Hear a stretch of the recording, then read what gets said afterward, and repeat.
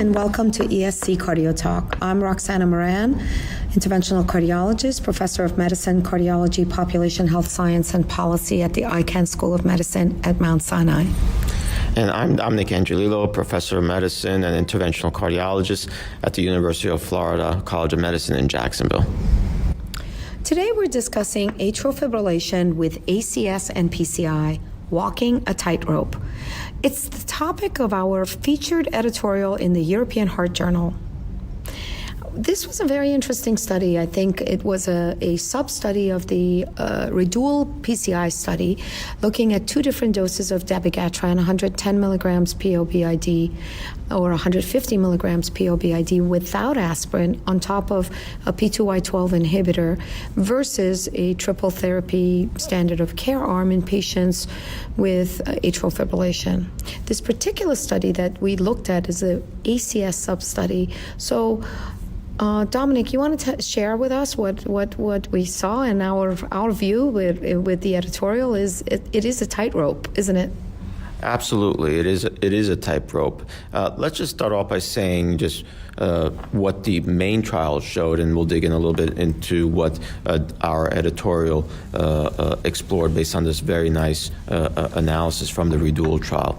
We know that the main REDUAL trial results published in New England Journal of Medicine demonstrated that the strategy of dual therapy with the dabigatran, irrespective of dose, together with a P2Y12 inhibitor, mostly clopidogrel, was associated with a reduction in bleeding complications without any apparent trade-off in ischemic events.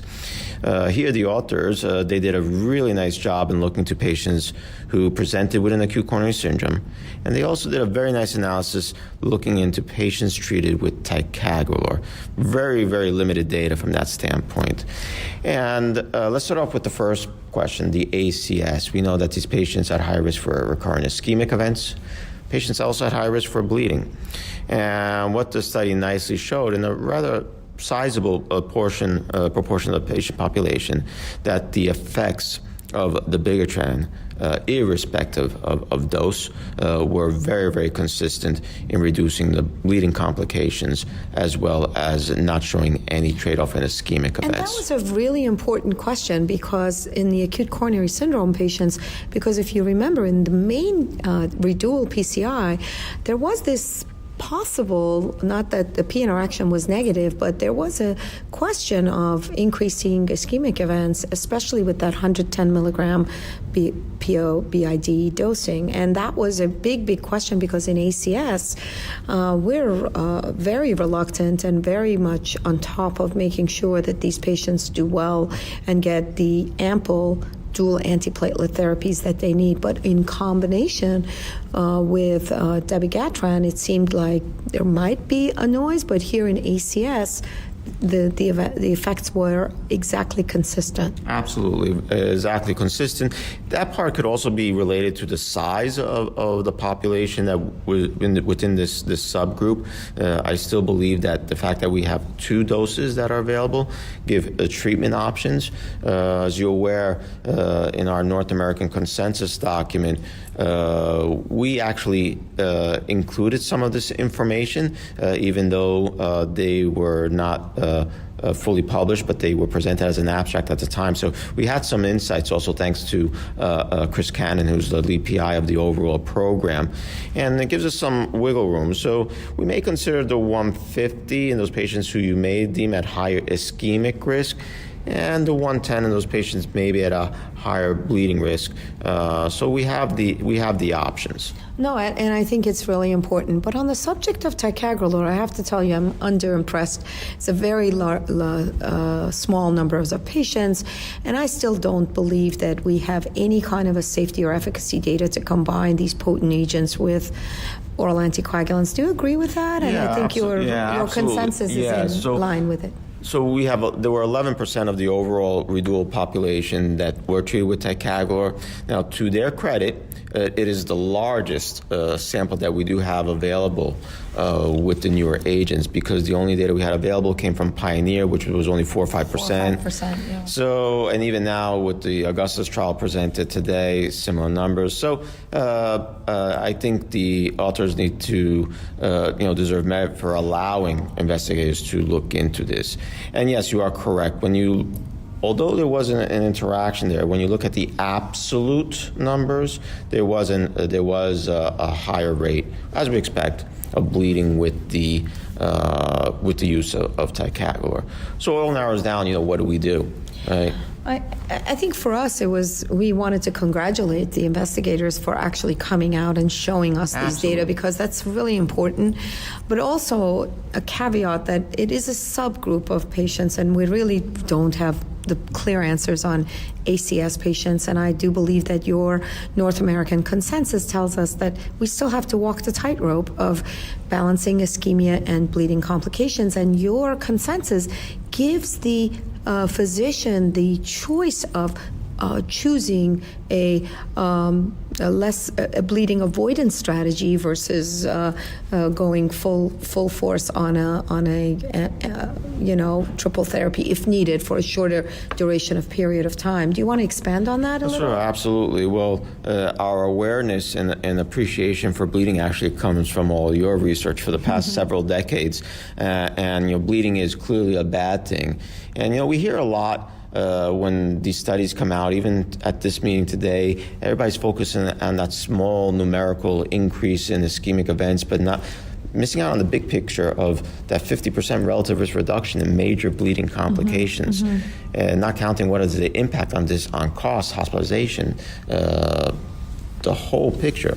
So yes, I agree that we need to be very cautious in these patients. I think ticagrelor should be reserved really for the highest risk ischemic, high thrombotic risk patients, but only if they also have low bleeding risk. And this is what we mentioned, and absolutely no aspirin in these patients if you're combining with a NOAC. It's a very narrow indication, but this is what we mentioned.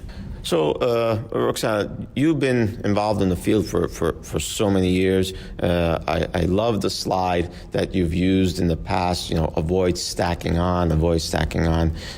Where do you think the future is going when it comes to bleeding reduction strategies, whether this is related to AFib plus PCI or not? I mean, you've pioneered this field. Well, no, thank you so much. I think there's a lot of great data now, and I think we as interventionalists or even physicians are always very reluctant to get rid of the old cheap therapies, whether they're good or not. And we believe that stacking the therapies of antiplatelet, anti-thrombotic regimens on top of oral anticoagulants, this is just really pushing the patient, pushing the envelope way too far.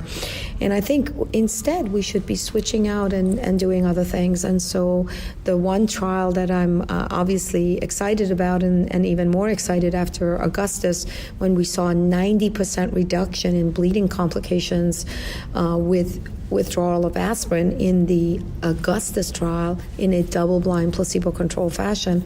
We're doing the same in Twilight in PCI patients, not AFib, but PCI patients. So it is a study, a randomized study, where we will be using a double-blind placebo-controlled aspirin withdrawal at 3 months after dual antiplatelet therapy with aspirin ticagrelor, and keeping the patients on a ticagrelor monotherapy after complex PCI with or without ACS. So it's a very, very labor-intensive study that you've been involved in, and we're hoping to present this in October or September at TCT 2019. But for now, I think, we saw a couple of trials even at ACC presented with withdrawal of aspirin when you go to a single antiplatelet therapy. Why drop the P2Y12 inhibitor, drop the aspirin, and that's what they did. In those two trials, they showed a benefit in patients. These were mostly patients in Japan and Korea, and very, very low event rates, and a smaller patient population. But then again, kind of opening the sliver of hope that maybe we're moving in that direction. The other possibility for these types of patients, especially those at high bleeding risk, is for us to think about the seatbelt that we can put on, which could be aggressive lipid lowering with PCSK9 inhibitors. And that's my next project that I'm working on. And I think these are the kinds of things that we can do as physicians to make sure that our patients are getting the best possible therapy. But for now, we walk the tightrope. Absolutely. That's all the time we have for today. Thank you for listening. Discover other podcasts in our library and check back regularly for another ESC Cardio Talk.